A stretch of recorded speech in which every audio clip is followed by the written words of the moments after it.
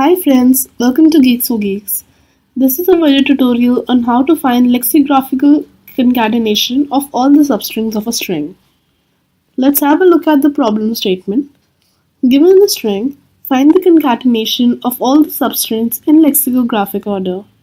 For input string ABC, output will be AAB, ABC, BBCC.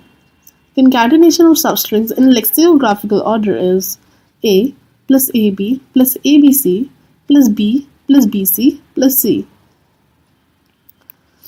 Now let's look at the solution. First, find all the substrings of the string and store it in a string array. The size of the array would be n into n plus 1 by 2, where n is the length of the input string. Second, sort the string array to make them all in lexicographical order. Third, concatenate the strings of string array in another empty string. Now let's look at the implementation. First, we find all the substrings of the string and store it in an array ARR. We use a double loop to do this.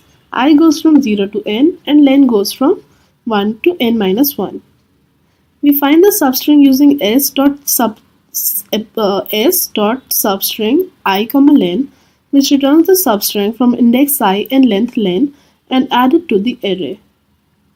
Now sort the string array to make them all in lexicographical order using the sort function.